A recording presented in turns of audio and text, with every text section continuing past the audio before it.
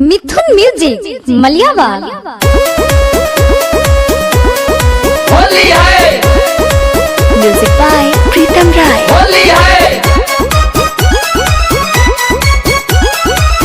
Mix by Rocky मोरिया।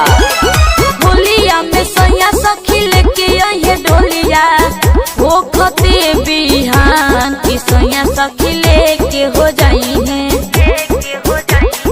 होलिया में सैया सखी लेके ये डोलिया वो खते बिहान की सैया सखी लेके हो जाई है। यारवा रोई समझिए बिहान सैया सखी लेके हो जाई है। यारवा रोई समझिए बिहान सैया सखी लेके हो जाई है।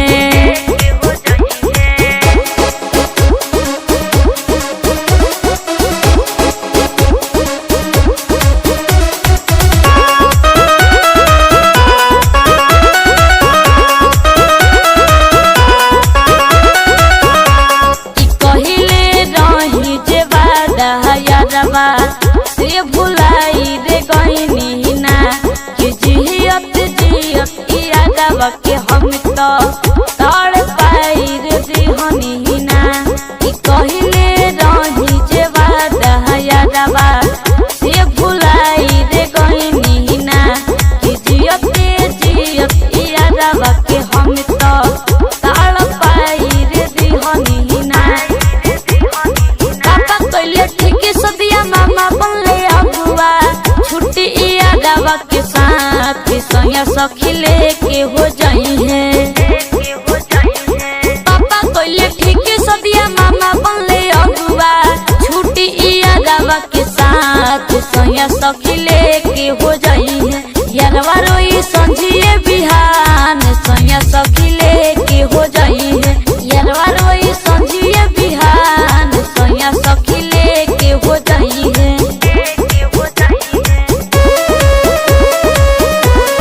होली है म्यूजिक बाय प्रीतम राय। होली है मिक्स बाय रॉकी मोरिया।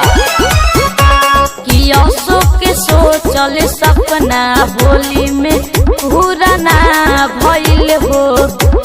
शायद अगला जन्म में आके तू ही पूरा करिह हो। कि अशोक के सोचल सपना होली में पूरा ना भइल हो। शायद अगला जन्म में आके तू ही पूरा करिह हो। राइटर बंटी बाबा सुशील कइले गलतिया राजीव के छूटल साथ की सैया सखी लेके हो जाई है।